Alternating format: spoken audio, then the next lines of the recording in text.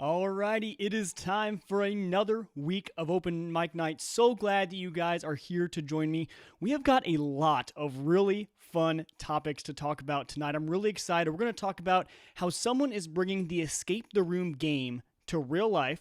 We're going to talk about some Skype alternatives and partitioning hard drives. It's going to be a great time, so stick around for a fun show.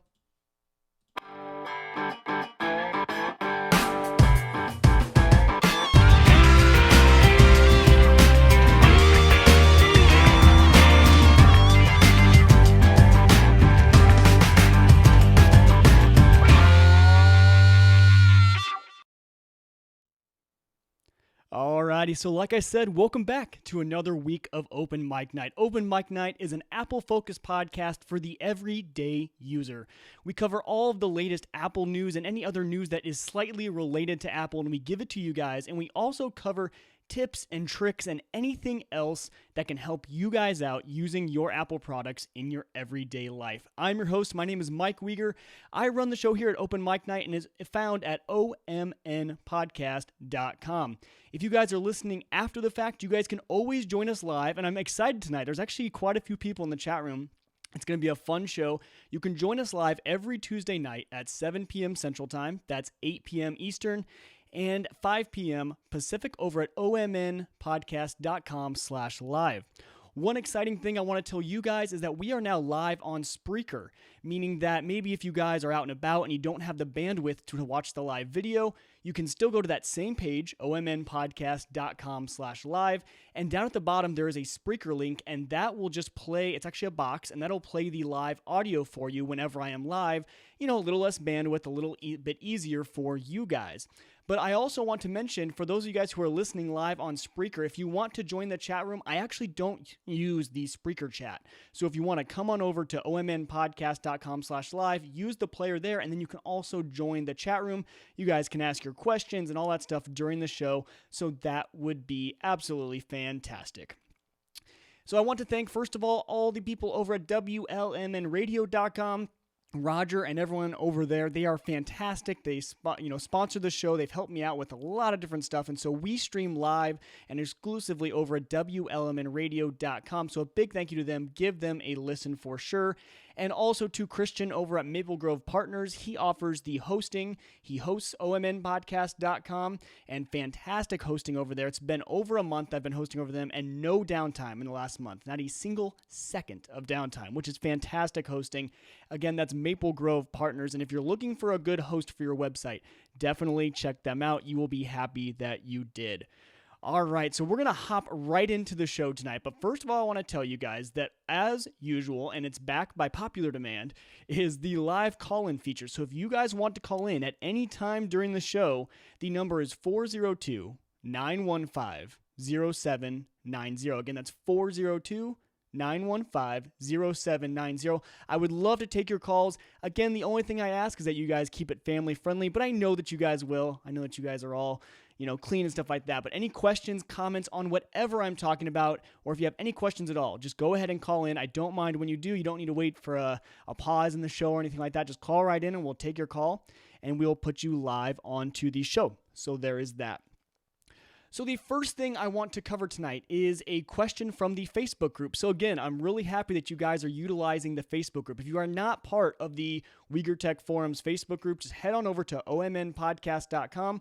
Under the subscribe and social tab, you will see that there is a Facebook group link. Go ahead and join that group because people are posting all of their questions there. And first of all, I can kind of respond to you faster instead of waiting for the show. So I can respond to your questions. Everyone else can help you out with questions. So if you know the answers, you can help other people out. It's just a fun community to be a part of. And there's been a lot of really good questions posted there. So this first topic tonight actually comes from that Facebook group, and it's from Michael Ray. And he asked, he was looking for Skype alternatives on the Mac. So he is on the Mac, but he's looking for something a little bit different than Skype. Now, what I told Michael was I do think that Skype is honestly the best video conferencing software for the Mac right now. First of all, it's free. They've added in the group video calling, and just the overall quality of especially the audio on Skype, I think is just fantastic. And I don't think many other software can beat it, really, honestly. But if you are looking for other alternatives to Skype, and the other big thing about Skype is that it's kind of universal. almost everyone has a Skype. If you're trying to connect them, most people have a Skype, and if not, it's relatively easy to set up. So I would say Skype is definitely the most common, and I think you'll find that the most people have it. But if you do need alternatives, there are 3 that I would highly suggest. So the first one, and obviously this is going to be limited to if you are, talking to another Apple user, but it's FaceTime. FaceTime is built into the Macs, to the iPhones, to the iPads, to any device that you really want to be on the Apple product. FaceTime is a great alternative. Now, there are some downsides to FaceTime, and that is there's no group capability, so I can't have a FaceTime with more than one other person, but that could be okay. Depending on your use case, that's fine. But there are some good features, like if you're on low bandwidth, so let's say you're out and about and you're on LTE, you're on your Sprint, your Verizon, whatever, and you're not on Wi-Fi, there is FaceTime audio, so you can eliminate the video, and FaceTime audio sounds fantastic. I think it is crystal clear. It actually is kind of eerie when you're holding the phone up or listening on the computer about how clear a FaceTime audio call really is. And then the FaceTime video is also pretty good. Now, the one thing I've noticed, kind of the downside to FaceTime, is that it doesn't adapt well to changes in your bandwidth. So let's say your Wi-Fi gets a little bit slow, or if you're on a cellular network, usually it might actually just drop the call, or it might just go silent, whereas Skype does a really good job adjusting the quality in order to adapt to changes in bandwidth. So with FaceTime, you might get a few more dropped calls just because it's not really built to adjust to the bandwidth, but it is a good alternative if you are talking to other people on the Mac. So the first alternative to Skype would be FaceTime. It's something that I would try, and it's something that all Mac users, you can guarantee, have built into their computer. Now, whether they've logged in with their iCloud account, maybe not, but most people do have an iCloud account, and all it takes is them to sign in order for them to use FaceTime. So that is the first alternative I would suggest. The second one, and probably my favorite alternative to Skype, is Google Hangouts. Google Hangouts, as you guys know, I've used in the past as a way to broadcast this show, because you can do Google Hangouts on air, which is a live version, but you can also just use it as a private call. Now, there are some major benefits to Google Hangouts, and that is people can actually call into Google Hangout. You can actually call out to phone numbers. You can do a lot of cool stuff like that you maybe can't do with FaceTime, or that Skype might charge you for. And so I've actually had a Google Hangout with people who have Google accounts. So I've had it with, my wife and my mother-in-law, but then I've also been able to add my mom in via her cell phone when she wasn't around her computer. So it's kind of nice. It's got some of those extra little features. Again, Google Hangouts is a lot like Skype, where it does try to adjust your bandwidth. It does try to, so it won't drop the call right away, kind of like FaceTime will. It'll maybe degrade the quality a little bit if your bandwidth drops. So I kind of like Hangouts for that reason. But Hangouts is a great alternative, and again, it's free. So all these options I'm giving you are going to be free alternatives to Skype. There obviously are a lot of conferencing services out there that do cost money and that are actually very high-quality conferencing systems. But I'm guessing if you're looking, Michael, for a Skype kind of alternative, you're looking for something that's free. And so Google Hangouts, you do have to have a Google Plus account, but besides that, you really don't need anything, and it's free. So I would give Google Hangouts a try. For me, I think it is probably the best Skype alternative, and I use it all the time. I use it to conference with a lot of different people, and it's always worked well for me. So I would give Google Hangouts a shot. Now, the next one, I honestly don't know how to pronounce it, and I have to admit I have not even played with it yet, but I have heard of a lot of people using it on the Mac especially, and it's ooVoo, OOVOO. So I don't know if I'm saying it right, but it is another conferencing software, another face-to-face, video conferencing software, and I know you can do group calls with it. Now, I'm not sure on the pricing or anything like that, but just something you might want to try. I know it's in the Mac App Store, which makes it easy. Google Hangouts is all through the browser, and FaceTime is obviously built into the Mac, but the way you get ooVoo is through the Mac App Store. So that is how you can get that. So those are just 3 different alternatives to Skype if you're looking for an alternative. Now, I'd also like to know, Michael, when you submitted that question, if you want to comment, we can talk about it next time on the show, is kind of what is your reason for looking for a Skype alternative? Because sometimes people run into problems with Skype that can be fixed, actually, and there's a lot of preferences and settings in Skype, and especially on the Mac. Dave and Jim over on Ask the Podcast Coach, they talk a lot about, how Skype for the Mac is they always have trouble walking through the preferences and stuff like that, and the sound settings can be a little wonky, and it is true. I have to admit that using Skype on a Windows machine is actually a lot easier than on a Mac or on a Mac. But it is just something to think about. Just maybe submit to us and tell us why you want to look for a Skype alternative. But those are 3. So number 1, FaceTime. Number 2, Google Hangouts. And number 3, ooVoo. And actually, Dave the Tech in the chat room is saying that ooVoo group calling is free. So thank you. This is why I have the chat room right here, because they can help me out with that. So ooVoo, it looks like, would be an okay option for group calling because it is free. So something to think about if you are looking for that Skype alternative. All right, so moving on to the next little segment, and is actually a continuation off of last week's conversation that we had. So last week, we were talking about different ways to cut the cord, and especially relating to when you are in the Apple ecosystem, how you can cut the cord, and if it is actually cost effective for you guys to cut the cord.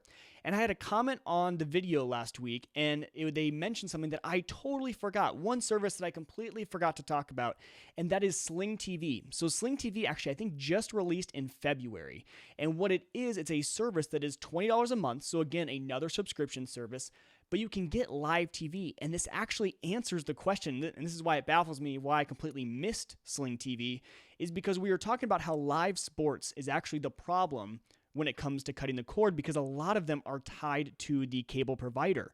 Now with SlingTv, with the $20 a month package, you actually get access to ESPN, which could be, your one solution to cutting the cord. If you were worried about the sports and you love ESPN, it's offered by SlingTv. So that could be one alternative for you. Now, included with that $20, you get other channels like AMC, HGTV, TNT, a lot of those other channels. And TNT, I know, especially around here, it's big on basketball. So if you're a Chicago Bulls fan and you live in Omaha, TNT is how you get your Chicago Bulls basketball. So SlingTv could be another alternative for you guys looking to cut the cord. And again, I want to thank you guys for commenting. This is why I love when you guys comment either on the video or on the post, actually on omnpodcast.com, because you guys obviously always catch things that I will miss. So definitely keep those comments coming. And that's why I like you guys in the chat room too. So especially thank you for Dave the Tech for answering that past question that I posed out to you guys. But the second part of this is actually part of our news segment for tonight and part of our Apple news segment for tonight. So there is a new rumor going around about Apple, and it's a pretty strong rumor, one that I'm willing to kind of, give my stamp of approval saying, yes, it is probably going to happen. And it's that Apple is going to be offering this kind of new streaming service. So if you guys remember a few years ago, Apple was trying to get in negotiations with certain cable companies in order for basically your Apple TV to be your cable set-top box. Now, we didn't really know how this was going to work, and we never actually saw it come to fruition. It kind of got lost out there, it kind of ended, and none of us really knew what happened to it. And that was back a few years ago, back when Apple was trying to decide kind of what direction they were going to go with their Apple TV. Well, since the last announcement with Apple, and we talked all about this with the HBO Now service and stuff like that coming to the Apple TV, now there is a new rumor that coming this summer, Apple may actually have something in competition with SlingTv. So the rumors are this is going to be a $30 to $40 service, and it's going to include a lot of the major kind of, your basic cable package, kind of your 1 through 70 range of channels. That's what is going to be offered, and it's going to be live. That's the biggest thing about this, is that this is going to be live streaming. It's not a la carte. It's not where you go in and you watch TV shows that aired 2 days ago. This is going to be something on the Apple TV that when you click on ABC, you are watching ABC. When you are clicking on AMC, you're watching live AMC just like everyone else who has cable. So this could be huge for the Apple TV and a huge addition to the repertoire of tools that you cord cutters have out there. Now, again, though, this brings up the same conversation we had last week with $34 to $40, and then plus, my $15 from HBO Now and any other service we subscribe to. Are we actually going to be saving money by cutting the cord and getting rid of our cable? Again, it's just something that you guys, need to run the numbers on yourself when you guys see how many channels you're going to need to subscribe to, what packages you all need. But for some of us, that might be cheaper. So I'm going to kind of keep you guys up to date on this rumor and how it goes, but I think this could be huge for Apple. I think this is exactly what they wanted, and we saw it. A few years ago, they tried to get this deal, and it didn't go through. So if these rumors are true, and if this deal actually does come through, then Apple could be the leader in, first of all, the set-top box that is streaming through the internet, that is streaming live TV. Not many other services do this. Again, we did talk about SlingTv, which is doing live, but a lot of these other set-top boxes aren't offering this yet, at least not legally. And so this could be a big step forward for the cord cutter, and just overall, I think, for getting our media, for getting our stuff through the internet instead of through standard cable, which there's pros and cons to both. But like I talked to you guys last week, the mobility, the being free to watch your content wherever you want to watch it, I think is a big deal and something that can have a big effect on how we consume our media. And so I believe we actually have a call in here, so I'm going to try and take this call. Hello? Yes, hello, Mike. This is Roger from WLMN Radio. How are you? Good, Roger. How are you? Can you hear me all right? Yes, I can. Good. I'm trying out a new system, so you're the first caller to test out the new system, so I'm excited to have you on. Okay. I mean, it sounds just a little choppy, but not bad at all. Okay. Well, we'll see how it sounds in the recording. I might need to change it up, but we'll see. So how's it going? Pretty good. I got actually a technical question that maybe you could help me out with. Of course, as you know, here at the studio, we run the Wirecast 5 version. And in the Wirecast 5, the question that I have, and I don't even know if this would have anything to do with it, so ignore it if it sounds kind of crazy or idiotic, but in the memory Wirecast on the top right-hand side, my memory, when I first started up, it'll be at, say, I don't know, for sake of conversation, I think like 60 or 61%. Is there some way that I can go into my iMac and clean that out to kind of like basically refresh it? Because it keeps like a log, if I'm not mistaken, doesn't it? Okay, so, and you're talking about your memory, not the CPU, right? Right, yeah, the memory. Yeah. So with the memory, there are some apps, I think one's called Memory Clean on the Mac, that you can install, and basically what it does is it goes in there and kind of wipes the memory clean. Now, the same process is done also by rebooting your computer. So I will tell you too, in the past few weeks, I've noticed that if I let my computer run for a while, and that my memory starts to build and build and build, and it goes up and up and up and will never come back down. Now, there's some causes from this, from certain applications. I'm not sure. I don't think Wirecast has a problem, but some of my other applications kind of do have, it's called a memory leak. Pretty much an app takes up memory, and then it doesn't release it when you quit the app. It tells the computer, I'm still using this memory. Now, that can be a good thing and a bad thing, but basically a short answer to you is yes. By installing an app like Memory Clean, you can go in and wipe out the memory, and then it'll start fresh at 0, or you can just do a restart of your computer. So what I do is before every show, I just restart my computer, and my memory's fine, because before I restart my computer, my memory does go a little high. Now for me though, just to tell you, I have 16 gigs of RAM, and memory is RAM, that's all it's telling you. And so I don't know what you have in your iMac. I have 16 gigs, and my memory actually, when I'm running, usually sits at about 45%. Meaning my whole computer is using about 8 gigs of memory, which is quite a bit. So Wirecast is a little heavy, especially if you're streaming high def. But yeah, there are ways to kind of clear out that memory before you start streaming, or just running the app. If you notice it's getting high, running the app would be probably a quicker way than doing a full restart of your computer.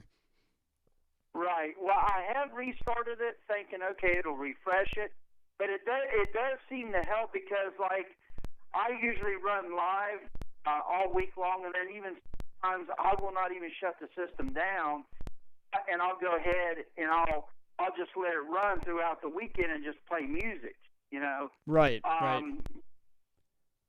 I was going to see if possibly maybe after the show you could kind of briefly, like we could do some screen sharing or something. You could walk me through it. Be a problem. Yeah, definitely. We can definitely do that, and that's something I can do. And for those of you guys who are listening out there, if you guys ever have any questions like this, Roger is a perfect example. Call into the show, ask me, and then, if you're not brave enough to do that, you can always email me, mike@uyghurtech.com, and I'm always willing to kind of get on a Google Hangout with you or something and help you fix the problem. I've done that with a few of you listeners out there, and I love doing it. So yeah, that's definitely not a problem. We can set that up, Roger. Okay, I greatly appreciate it.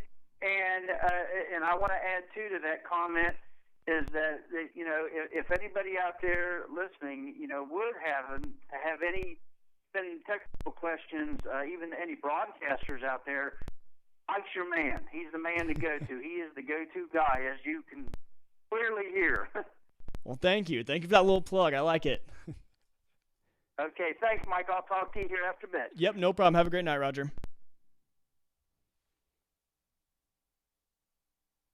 All right, so I love it. I love having you guys call into a show like that, and that was actually a perfect question, because memory is one of those things that, especially as we get new operating systems, and if apps aren't optimized to work on the latest operating system and stuff like that, there are such things as memory leaks. And what I was trying to explain to Roger, if I wasn't doing a clear enough job while we were on the call with him, is that a memory leak is pretty much when you're using an application and an application needs a little bit of your RAM, and that's good. But when you quit an app, usually if an application should eventually, after a while, release that memory and say, okay, I'm not using it anymore. Here, operating system, some other app can use it. Now, what happens sometimes with a memory leak is that it doesn't get released, and so that memory is locked up to that app. Now, sometimes it is a feature, especially in the Mac OS, is because when you quit an app, you might actually want to reopen that app later. And so it's kind of holding on to that memory saying, hey, he might be wanting to come back to this, so it might be good just to have access to that RAM right away when he launches that app. But sometimes we don't want it. So like I was telling him, there are apps like Memory Clean or just doing a reboot of your computer will clean out that RAM and start it back up fresh. So those are a few solutions to the questions. But thank you, Roger, for calling in. If you guys do want to call in just like Roger did, the number again is 402-915-0790. So go ahead and call in anytime. Just go ahead and interrupt me. All right, so we were finishing up our Apple streaming service conversation, and just to kind of recap, I just think it would be a very good thing for Apple to have this, and I think it would be great for the consumer as well. But again, we'll see if it actually happens, and we'll see what the price point will be. Apple has always tended to surprise us with their prices. Their operating system, they were kind of the first ones to go with free as their operating system for the big names. Obviously, some other operating systems have always been free, but especially between Mac and Windows, they were the first ones to go free. So who knows how expensive their streaming service will be and what kind of deals and what kind of channels they have, but that will all have to wait until the summer until we really start to see their big announcement. And this brings to question is, will there be a new Apple TV coming out this summer? They just dropped their price on the Apple TV to $69, and before I heard this news, I wasn't really sure why they did that, but this could make a lot of sense. If they're dropping their price on the Apple TV $30 to $69, maybe they're trying to clear out that inventory before this summer when they announce a new streaming service and a new Apple TV. Not really sure yet, not really sure if that's the deal or not, or are they trying to entice more people to buy them so that more people have the option to buy the Apple streaming service when it comes out this summer? There's a lot of different theories. So I'm interested in what you guys have to think about this. So if you guys have any comments, tweet me at WegerTech or email me, mike@WegerTech.com.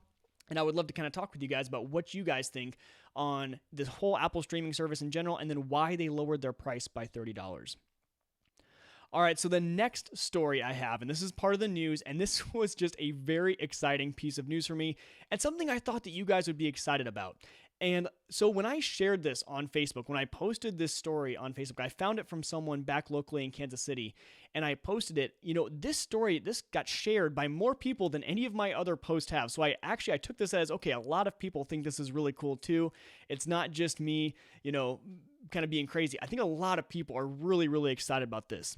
So Breakout Kansas City, Breakout KC, is a brand new company that's going to be opening in mid-April down in Kansas City. Now, the founders are Matt Basinger, Ryan Henrik, and Lucas Thompson.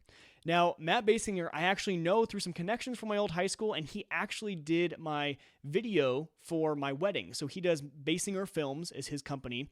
And so I kind of know him already, and I'm excited that they're opening up this company because what it is, and this does relate to Apple, I promise, because if you guys have ever played any escape the room games, and what I mean by that is they're games where you are kind of trapped in a room and you have to kind of click around and find items or find codes, find things that get you out of the room that you are trapped in. And it's a game that I love. I have probably played almost all the escape the room games. I used to play them on the computer, and now I play them on my iPhone or my iPad whenever they're about, but they are extremely popular and people love them, mainly because they're simple yet complex at the same time. It doesn't take much learning curve, but it can be extremely complex to actually achieve the goal to get out of the room. There's entire websites dedicated to kind of walking you through escaping these rooms because some of them can be that complex. But really, when it comes down to it, you're walking around a room trying to find the different clues to get out. So it's simple at its core, but extremely complex to master, which is those games, I think, that's the draw to them, is because, you love kind of just the mind game of it, just playing the game. Well, what they are doing is they are bringing that to real life. So you are going to be able to go to a building in Kansas City, go into the room, and you're going to be locked in there for an hour, and you and a group of your friends are going to try to escape the room and find out how to get out of the room. Now, the founders said that there actually are a few of these already in existence. So there already are a few escape the rooms in the US and especially over in Europe and Asia. And this was actually from a story in the Kansas City Star. So all this information is coming from the KC Star, and I'll put a link to the article so you guys can read the full article there. But they said that they think they can do it a lot better. And first of all, I like having it in Kansas City because it's close to me. I live in Omaha. It's only a 3-hour drive, and that's where my family is from. So I'm excited to see what this actually turns out to be. Now, the focus for them was these three, two of them had been in a math class together, and they loved, solving puzzles and mind games and stuff like that. And one of them is actually an architect, I believe, and so he would be really good at constructing the rooms and changing up the rooms every few months to keep the game interesting. But it's a family-friendly, entertaining event that you can go to, and that's what kind of Matt Basinger especially, that's what these three founders really have focused on. Two of them actually opened a few years ago Mass Street Soda, which is a soda shop in Lawrence, Kansas, and they offer 1,300 different varieties of soda. And it's a fun, family-oriented company that you can go to, have a great time, get out of the house, go somewhere, and have a good time. And so I think that's really important. I think that, we've kind of lost kind of getting out of a house with the family and going out and doing certain things. And so I like to see that. I like to see family-focused companies. But I think this is cool because it's taking technology and it's bringing it to real life. I think, we've got on this trend of going the opposite way. We take things in real life and we make them digital and we put them on the web. And, and we see all these sort of real life role-playing games on the web. And so we've taken the thing almost where we used to go outside and do things, and now we do it on the computer. I mean, look at video games. Instead of going outside and playing soccer, we come inside and we play FIFA. So I love that these three founders went the opposite way. They took something that's usually on the computer and they brought it to real life, something that you and your friends can do, go have a great time, have a mind game, do something interactive that's actually good for you. And I don't know, I was just super excited about this. 1, because I love escape the room games. 2, because it's family friendly. And 3, because it just sounds like a ton of fun. So I think this will be really cool. And so opening, again, mid-April, down in Kansas City. And I'll post a link to all this stuff, all the article, and to kind of where it's going to be in Kansas City. But yeah, opening in mid-April in Kansas City. And so Breakout KC is the name of the company. And so when I shared it on Facebook, like I said, everyone was resharing it, liking it, saying how much fun it's going to be. And I completely agree. And like I said, I just love the trend of going from digital to real life instead of the opposite, which is usually what I do anyway. So it's kind of fun. But yeah, definitely check out Breakout KC, and I will post a link to the show. All right, so the final thing that I want to kind of discuss tonight is partitioning hard drives. And so a lot of questions that I've had come in the past have regarded around partitioning hard drives, even if that wasn't the intention of the question.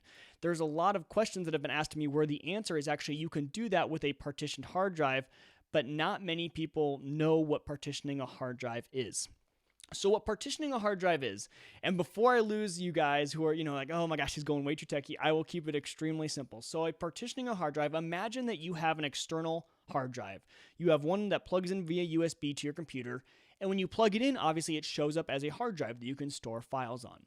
Well, partitioning the hard drive would pretty much take that one hard drive and pretty much turn it into 2, 3, 4, or however many hard drives you want with still that single hard drive. And it's used with software. So it's not, obviously you're not actually splitting the hard drive up, but with software, you're telling your computer that this hard drive actually is 2 or 3 different hard drives. So let me give you one simple use case for this. I have a time machine backup that I run on my iMac. So if you guys are running Mac and you are doing any sort of backup, I'm guessing that the first backup you guys usually tend to do or ask about is Time Machine. Now, Time Machine is great. And it works it does what it's supposed to do. But there are some quirks with it. And the one main quirk that I have with it is that when you need to select a hard drive to save the Time Machine data to. So it's an external hard drive. So you've plugged your external hard drive in and you say, hey, here is where I want you to store your data. Well, the problem with Time Machine is that you can't limit how much data it stores. It will keep getting bigger and bigger as time goes on. And soon enough, let's say you have a 1 terabyte hard drive, which is huge, you might actually fill that up in a few years without even realizing it. So what you can do, what I have done, is you can partition that 1 terabyte hard drive into 2 different drives. So right now I took my 1 terabyte external hard drive and I have 2 500 gigabyte partitions. One of those 500 gigabyte partitions, I said, Time Machine, put your stuff here. And Time Machine thinks that it is getting this new hard drive. It's like, oh, sweet, I have a whole hard drive to put my stuff on. But really, it's only getting half of that 1 terabyte drive. It's taking 500 gigs. So now I know that no matter how much I store on my computer, no matter how long I do my Time Machine backup, it can never get bigger than 500 gigabytes. And I will always have that other 500 gig to do whatever I want with. So that other 500 gigs I can use to store files or do any other sort of backup or anything like that. So partitioning a hard drive can have a lot of huge benefits. Another reason for partitioning a hard drive is if you want 2 different operating systems running on your computer. So let's say you want to run Mac and Windows on your Mac, then you could partition your hard drive in your computer actually into 2 different drives, and you guys could have Mac running on one and Windows running on another, and they would stay completely separate. You don't have to worry about the files getting mixed up or operating systems not working correctly, because each one thinks it's on its own hard drive, even though you're only doing 1 hard drive. So partitioning hard drives it's a lifesaver actually in some circumstances, but the way you partition a hard drive is actually not as complicated as you guys would think. And so there's actually a utility on the Mac that makes it extremely, extremely easy, and it's called Disk Utility. So under the Disk Utility options, you have a bunch of different options to go in and pretty much modify your hard drive. And so when you open up Disk Utility, you actually see all the different hard drives that you have plugged in. And so if you wanted to partition your main drive, which always do a backup, that's going to be my one thing, is always back up before you partition a drive. It's just a very good thing to do, because partitioning a drive a lot of times will have to erase the data on it. Sometimes it won't, but pretty much just always plan on a partition erasing some data, because what it's doing is it's pretty much moving data around and trying to split the drive in half. And this will definitely happen if you have, let's say you have a 1 terabyte hard drive and you want 2 500 gigs, but you already have more than 500 gigs on that hard drive, then it doesn't know what to do with the extra data that it can't squeeze into one of the partitions. But when you click on one of these hard drives, you have the option to erase and RAID your hard drives. But what you want to do is you want to erase it. Erase the drive is pretty much what you're going to do, and then you can have the option to create a partition, to partition the drive, and that is how you do it in Disk Utility. Now, obviously, it's a very broad overview of the partitioning process, but that is how you're going to do it on a Mac. Now, obviously, I know that that's not a detailed, in-depth option, so if you guys ever want to partition a hard drive and you're a little scared to, because it is messing with the hard drive, I mean, you do have the option to lose data. So what I would suggest is obviously make a backup, and then do this right away when you get a drive. Even if you don't think you would ever need to partition your drive, if you get a brand new external hard drive, if it's a terabyte, I would partition it into at least 2 500 gig drives, because you just never know when that will come in handy for you. And so you can always email me, mike@uyghurtech.com, and I can answer that question for you on how to partition the drive. But again, it's just something that I think you guys should know is available and just kind of be in the know. So Dave the Tech says you should do a video of the game when it comes out in real life. So yeah, that would be a lot of fun actually, heading down to Kansas City and doing the breakout, Casey, and making a video of me walking through and me doing the game. That would actually be a lot of fun. Now I'm guessing with Matt Basinger, he has his own Basinger Films. I'm guessing there actually will be a video or at least a little promo of the game when it comes out. But that'd be a lot of fun to see. So that's a good suggestion. I might actually do that. But okay, so one of the next topics I want to talk about with you guys is because I've been getting a lot of emails about it, because I have a video out on YouTube about it already, but it's outdated. And that is all about Airdrop. And so if you guys have messed with a Mac, and if you have 2 Apple devices, you should know about Airdrop, because Airdrop is one of the easiest, most simple ways to share files between any of your Apple devices. Now, before iOS 8 came out, you were not able to airdrop any sort of photo, file, or anything like that between your iOS device and your computer. It was only meant from phone to phone or computer to computer. You couldn't go vice versa. And it was actually one of the biggest kind of downfalls to Airdrop. And what was confusing about it was they used the same name, Airdrop, on the computer and on the phone. So everyone thought that you should be able to airdrop from your phone to your computer. But that was not the reality just over a year ago. And so some of the comments I'm getting on my YouTube video, because my video is 2 years old, is, whoa, that's not right. Like, you didn't even show us how to do it from a phone to a computer, because back then that wasn't an option. So as of right now, though, the biggest update when iOS 8 came out is that you can airdrop from your computer to your phone. That is now an option, and you can do it. And so if you've ever tried to, if you took a photo on your phone and you're like, man, I want to put that on my computer, I want to do something with it, I want to post it to Facebook from my computer, or I want to edit it on my computer, Airdrop is going to be the fastest and easiest way. But with Airdrop, what needs to happen is you need to either have Bluetooth or Wi-Fi enabled. Wi-Fi is going to be the best, but if you are out and about and you have, you and a friend want to share a photo via Airdrop, you can do it just with Bluetooth. That will work just fine. I did it a lot actually this past weekend, and it works great. So the way you airdrop, though, on a computer, it can be a little bit confusing, but what you do is on the Mac, you click on your Finder icon. So it's the little face icon, and on the left side in the sidebar, you will see an option called Airdrop, and you click on that, and you need to make sure your Wi-Fi is on. Now, this is also another kind of weird thing about Airdrop is that, so I have my iMac, which has run by Ethernet into my network. My Wi-Fi is not on, just because my Ethernet connection is more reliable and it's faster and everything like that. But when you turn your Wi-Fi on and you go to that Airdrop tab.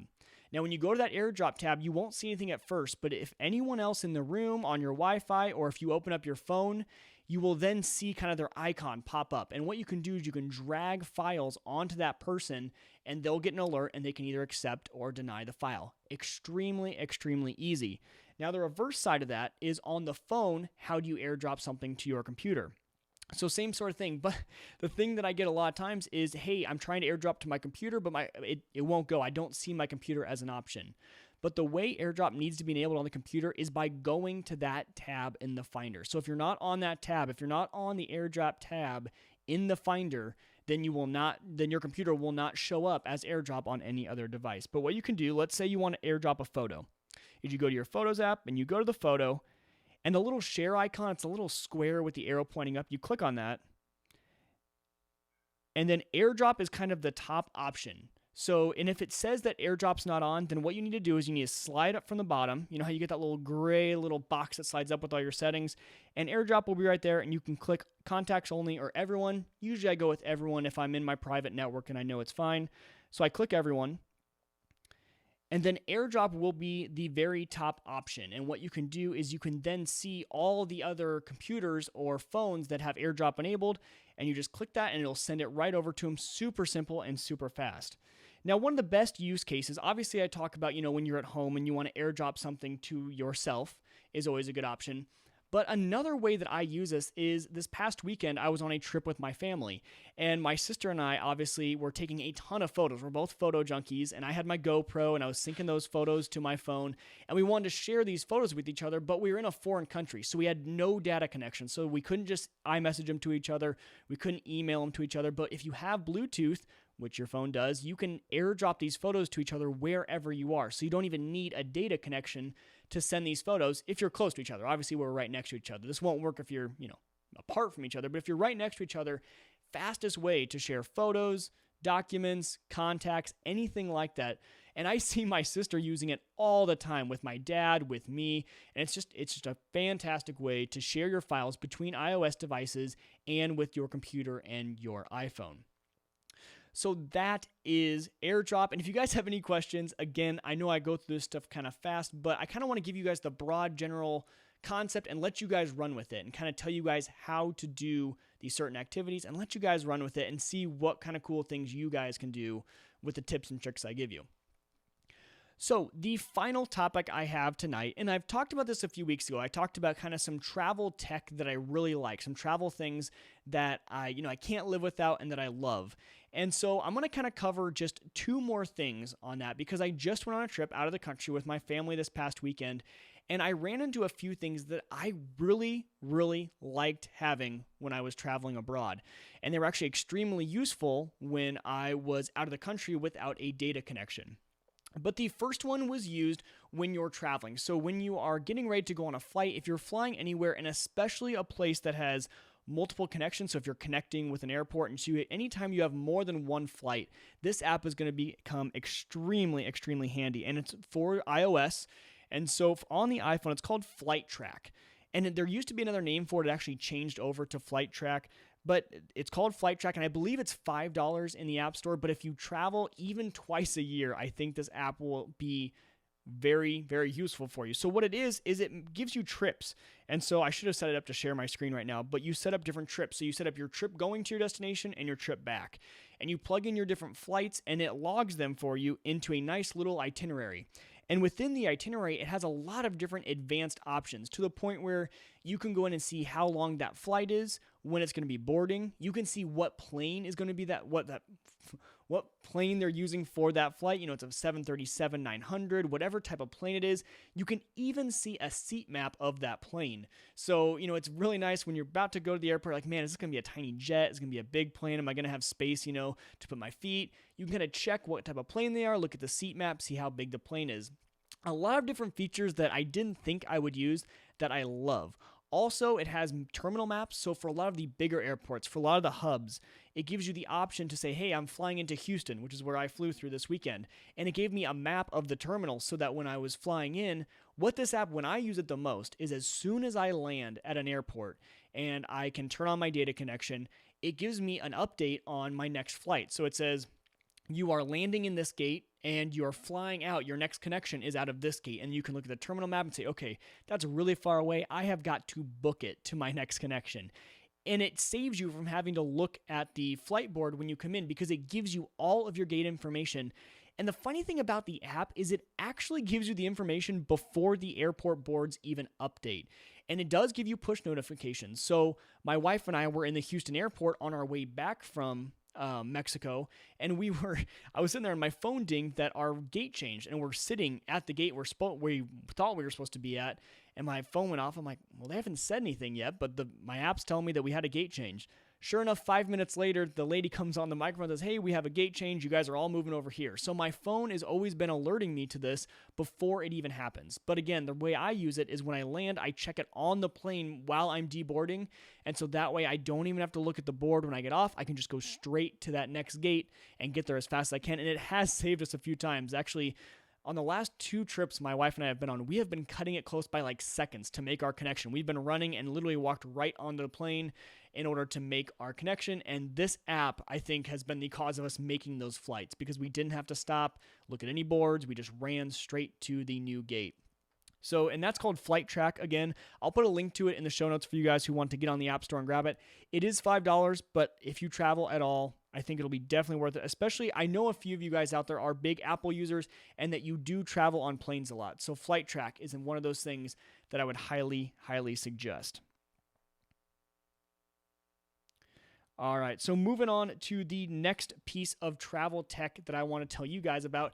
And it was something I talked about in the past. I did bring it up on the last episode, but it was all about the GoPro.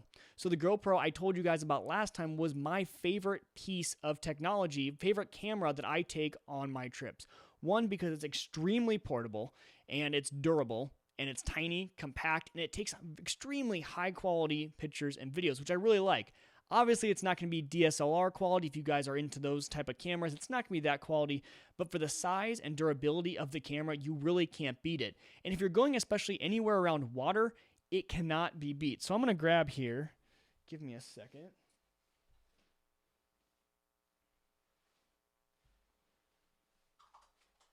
All right, I knew I had it around here somewhere, but this is kind of these, you're going to laugh at me because I do use a selfie stick. Now, a lot of you guys know what a selfie is. It's when you obviously take a picture of yourself, but what a selfie stick is, it is pretty much a pole, and you can see it has my GoPro case on the top. So I can put my GoPro case in here, or put my GoPro in there, rather.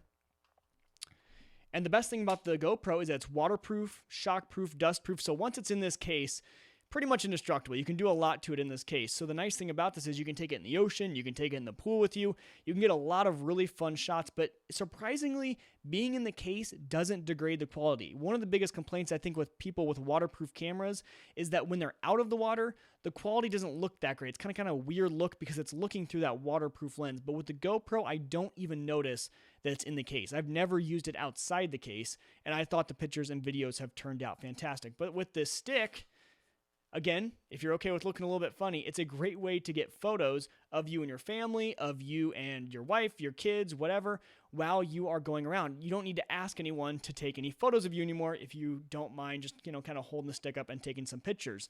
Also, a great way to take some action shots. If you guys go over to my Twitter, or I think maybe my Instagram, which is, I think Apple Mike on Instagram. I'll have to look at that. I don't even know what my username on Instagram is. But you guys can see some of the action shots I took on this. We went parasailing, we went on the jet skis, and if you take this, you can tie it to your life vest, which is what I did in case I dropped it. But you guys can stick it out, and we got some really, really cool photos of my wife, my sister, and I all parasailing. And so the GoPro, I wasn't even planning on mentioning the stick. That's not the piece of technology I really like with the GoPro, but yeah, just something to consider is the selfie stick. I think this one was about $8 on Amazon. I have a lot nicer one that's the actual GoPro brand, and I think that's about $40 or $50 for that selfie stick. But the actual piece of technology that is great when you are traveling with a GoPro is the GoPro app. And so I believe the app is on Android now as well, but it's for sure on iOS. So I want to kind of tell you guys about this GoPro app. Kind of what you'll notice about the GoPro is there's no viewfinder. So built in, you can buy an external viewfinder for it, but you cannot, once you don't know what kind of pictures you're taking. You don't know if you're getting yourself in shot. You don't know what the pictures look like. You can't go back and review them. But the nice thing about these GoPros is they have built-in Wi-Fi. So this thing actually creates a Wi-Fi signal that you can connect to on your phone and run the GoPro app, and you can view all your photos. You can save the photos to your phone. You can go in and you can actually hit, record or stop or change all the settings on your GoPro from your phone. The GoPro app is extremely useful with the GoPro, and especially when you're traveling. I didn't bring my computer with me, but we obviously at night, we wanted to look at some of the pictures that we had taken on the trip. And so we just fired up the app on my phone and we downloaded the photos that we had taken, and we were able to look through them. We were able to share them right away. And it was just a lot of fun. It was a very cool way. And even with traditional photos, or traditional cameras, usually you would have to plug in that camera via USB to a computer, or you'd have to do some sort of, taking the SD card out and putting it into a card reader, anything like that. But with the GoPro, they just made it super easy. I mean, a camera that creates its own Wi-Fi network that you can connect to get all your photos from and to change all the settings and whatever you want. Just extremely, extremely useful. I'll kind of post some of the photos. And if you guys do follow me on Twitter, @WegerTech, you guys will see a lot of the cool photos that I'll post. But I'll post a few more from my trip just so you guys can see the quality that you get out of the GoPro. And you get a lot of cool effects because it is it's a wide angle lens. And so as long as you're kind of looking, as sometimes people can see the lens, usually you're going to get them in shot. It's an extremely wide angle lens. So one of the best pieces of technology is the GoPro, but then the GoPro app to go along with it. And there's actually a lot of my friends who had the GoPro had not used the GoPro app yet. They were just pretty much just using the GoPro and then plugging the SD card into their computer like normal. But just try out the GoPro app because it's free. It doesn't cost you any money. The app is free. And so get that on your phone and set up your GoPro to set up the wireless network, and you'll just love it. Perfect. Best traveling camera I think I have had so far. And PTD in the chat room says, Airdrop is amazing even for big files. Another guy and I transferred 6 gigabytes of files in just a few minutes between 2 laptops. And that's what I'm talking about with how easy and fast Airdrop can be. Before, this guy transferred 6 gigabytes of files. So thank you for mentioning that because, again, big file transfer is another benefit of Airdrop. If you guys think about how you would have had to transfer large files in the past, okay, maybe you grab a thumb drive or an external hard drive and you plug it in. You obviously can't email a 6 gigabyte file. And if you're on the same network, you could, set up a network between your computers. But Airdrop just makes it super, super simple, especially if you guys are just both on the same Wi-Fi. If you're at somewhere, you're at a coffee shop, you're somewhere where you just need to transfer this file real quick, you guys can do that super fast and simple with AirDrop. So thank you, PTD, for mentioning that in the chat room, because it's a very good point. I forgot to mention that, the big data, the big files is a great advantage of using AirDrop, because really there's no other way to transfer those big files without maybe uploading them to a media hosting server. Like I have MediaFire. Sometimes I'll host some big files on there so people can download them. But if you're right next to them, you might as well use AirDrop. So thank you for that. Okay, so the GoPro, the travel app, the GoPro app and the FlightTrack app were really the two main kind of pieces of travel technology that I want to talk about with you guys, just because they're two things that I came across in my travels this past weekend. And there's a few more that I want to mention next week, but I want to save them. But there's a few more tips that I'm going to give you guys next week on, kind of some travel tech, some really cool things that I found out this past weekend. But the final topic I want to talk about tonight, it's because it's a question that I had emailed me a few weeks ago, and I was going to talk about it last week, but we ran out of time, and that's fine.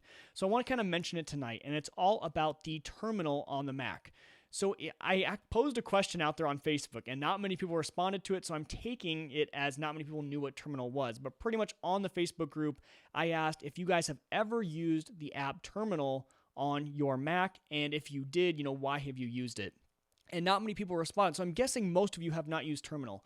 But the question I got in the email was, hey, I'm trying to do this kind of advanced thing on my computer, and when I Googled it, a lot of the answers to the question were, hey, open up Terminal and run these certain commands. Now, if you've ever opened up Terminal, or if you do it right now on your computer, you can open it. It's not going to hurt anything. Go ahead and open the Terminal app and look at it. What it is, it's a command line interface. So you enter command line, pretty much code, into the terminal, and it tells your computer to do things, but it's not graphical. It's all in lines of command line code. And so you're telling your computer to do things without pointing and clicking. So it's kind of the old way that people used to interact with computers. Now, what this person's question was, is this safe? I'm kind of scared to, I've never really typed stuff into a command line and had it do things on my computer. Now, while I will admit it is a little bit scary, and you do have to be a little bit careful with Terminal, because with Terminal, a lot of times there's no confirmation before you do things. So if you just read a line of code on the website that you're reading and you plug in and you have no idea what it does, you could have some bad effects. There are lines of code that will delete files, and there's no confirmation. It's not like when you drag something to the trash, you can drag it back out, and when you hit empty trash, it says, do you really want to do this? With the Terminal, it won't do that, because with the Terminal, it's pretty much assuming that you're kind of an advanced user and that you know what you're typing, because the lines of code are extremely long. But that being said, don't be afraid of the Terminal. I use the Terminal all the time. I'm not even that great with command lines, with command line code. I don't even know really how to write them, but usually what I'll do is if I find something on the web that I need to do, and I find instructions with Terminal, I'll look at the lines that they're suggesting I put in, and then I'll Google those specific terms and what they do with my computer. So I know, okay, well, this line, what this does is this deletes something. This line just installs this new application, stuff like that. But there are some very useful things to do with with Terminal. And so some stuff like, I have one app that I run through Terminal that tests my network speed between two computers. So it's very easy to test your internet connection speed. You go to speedtest.net and you test your speed. But it's a lot harder to test your network speed. So between two computers on your network, what is that speed? So there's some apps built into Terminal that you can use to test that speed. So those are things that I've used Terminal for. But just be very careful when you are playing with Terminal, because there's no confirmation on a lot of that stuff. And one final suggestion with Terminal is if you ever see the command sudo followed by anything, that is an alert to you to be very, very careful. Now, a lot of commands do need sudo in front of them. What sudo does is it pretty much makes you a super user on the computer. It pretty much gives you root access to the computer, makes you an administrator. It lets you do things that it wouldn't normally let you do. And so sudo is kind of like, if I ran a code to delete a big file, it might say you don't have permission to do that. But if you put sudo in front of it and you provide it the correct password to your computer, then you pretty much have unlimited access to that computer. So if the website you're reading or whatever you're getting your information from says put sudo in front of something, that's when you want to Google the command after it, and just to see what you're going to be doing on your computer. But overall, don't be afraid of Terminal. Welcome it. Have fun with it. Do use it. It's a great way to achieve things on your Mac. And there are some things that you can only do in Terminal that, kind of the GUI interface, what I call, if you open system preferences on your computer, they might not have a preference in there, but that preference might be something that you can actually do within the Terminal. That's another reason to use Terminal. So don't be afraid of it. Just be cautious when you do it and know what you're doing a little bit. Google what that line of code means before you actually do it. So that is my quick advice on terminal, my quick answer. Be okay with, don't be afraid, but just be cautious when you use terminal, but definitely use it because it's extremely, extremely useful. So those are all of the topics I want to talk about tonight. Thank you to Roger who called into the show. I hope we get more calls in the future. I really want you guys to call in. I hope you guys are comfortable calling in, being live on the air. If you're not, that's totally fine. If you guys want to ever email me, my email is mike@uyghurtech.com. Always feel free to email me any questions. There's no such thing as a dumb question. I love to help you guys out. Like I talked about with Roger tonight, we can set up meetings and stuff like that to help you out with your technology. So I love to help out the Uyghur Tech Open Mic Night listeners. Again, be sure to check out WLMNradio.com. A big thank you to Roger, who is actually in the chat room tonight, or he was. Yep, he still is in the chat room. They are awesome over there. They have helped me out a lot with my show, and we stream live over at WLMNradio.com. One final thing, if you guys want to get in that Facebook group, like I mentioned earlier, it's just omnpodcast.com, and then head on over to the subscribe and social tab and click on the Facebook group, and you guys can join that group. I'd love to have you guys in there asking all your tech questions so that we as a community can kind of help each other out, and just that's what we do. That's the best part about this Uyghur Tech forums community, is that everyone's commenting, and I like how other people are jumping in there and answering questions too. That's what I wanted, so it's great. So make sure to join that group. If you guys do want to support Uyghur Tech and the Open Mic Night, you can head on over to patreon.com/UyghurTech, patreon.com/UyghurTech, and that is just a way that you guys can give back to the show if you guys want to. It has been a blast talking to you guys tonight. I hope you guys found some things interesting tonight. I hope you guys learned something, just a little tidbit. That's my goal, is that every week you guys do learn a little tidbit, a little something that you can take back and use with your Apple products. But I will talk to you guys next week. But until I do, tech on.